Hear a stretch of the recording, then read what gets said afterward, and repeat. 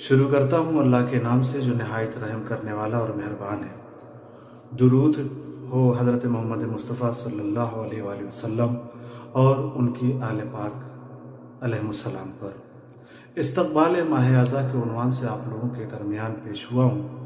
ظاہر ہے کہ ایام اعضا آنے والا ہے اور ہر گھروں میں امام حسین علیہ السلام کی عزاداری کی تیاریاں شروع ہو چکی ہیں۔ اس بیچ ایک گزارش یہ کرنی تھی تمام عزاداروں سے کہ کبھی کبھی ایسا بھی ہوتا ہے کہ کچھ ایسے امور ہم سے انجام پا جاتے ہیں جن کا تعلق عزاداری سے نہیں ہوتا۔ میرے استاد ایک مرتبہ کلاس میں بیان کر رہے تھے کہ تمہیں معلوم ہے مولا کائنات حضرت علی ابن ابی طالب علیہ السلام نے فرمایا کہ میرے لیے سب سے سخت مرحلہ اس وقت تھا جب میں برسر خلافت آیا،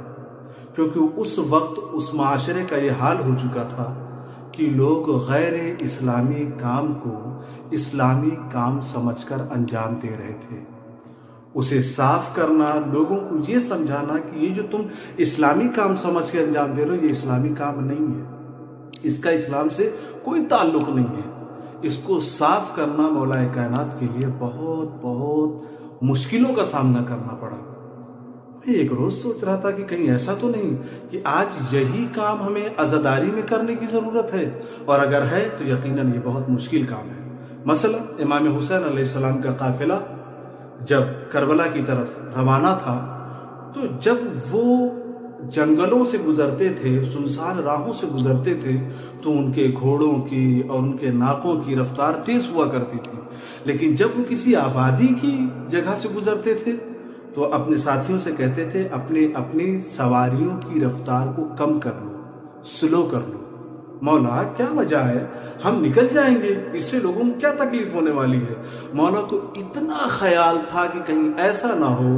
کہ ان گھوڑوں کے ٹاپوں سے اٹھنے والی آوازوں کے ذریعے کسی ماں کی آغوش میں پل رہے بچے کو تکلیف پہنچا دے اور وہ بچہ چونک کر کے ماں کی آغوش میں ہمک جائے۔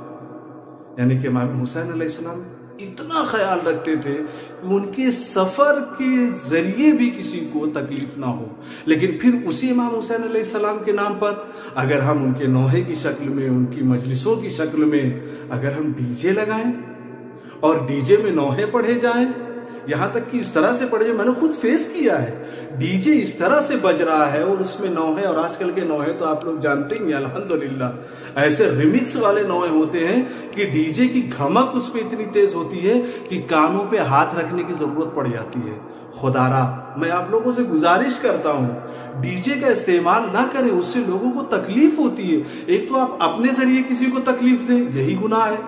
لیکن امام حسین علیہ السلام کے نام پر اگر کسی کو تکلیف دی جا رہی ہے تو اس کا مطلب یہ ہے کہ امام حسین علیہ السلام سے محبت نہیں نبھائی جا رہی ہے بلکہ امام حسین علیہ السلام سے دشمنی لی جا رہی ہے، اس لیے کہ ان کا سبق کچھ اور تھا اور ہم اپنے عمل سے لوگوں کو کچھ اور پڑھا رہے ہیں۔ لہٰذا ایسے اعمال انجام نہ پانے پائیں جس سے لوگوں کو یہ احساس نہ ہو کہ ہم امام حسین علیہ السلام کے چاہنے والے ہیں بھی یا نہیں۔ بہت سارے لوگ ایسے ہیں، ایک صاحب ہے ہمارے دوست ہیں، انہوں نے کہا یار میں تو مذہب حق پہ آ گیا لیکن آنے کے بعد مجھے ایک بات کا احساس ہوا۔ میں نے کہا وہ کیا؟ کہا سب سے پہلے شیعوں کو شیعہ بنانے کی ضرورت ہے۔ تو اس کا مطلب یہ کہیں نہ کہیں انہوں نے ہمارے پریکٹیکل میں کوئی کمی پائی ہے، کوئی کمی دیکھی ہے، اس وجہ سے انہوں نے یہ جملہ کہا۔ اور سب سے ظاہر چیز میں نے یہ دیکھا ڈی جے کا استعمال کیوں ہے؟ امام حسین کا غم منا رہے ہیں نا، اسی ذریعے سے منائیں جس طرح سے اہل بیت چاہے۔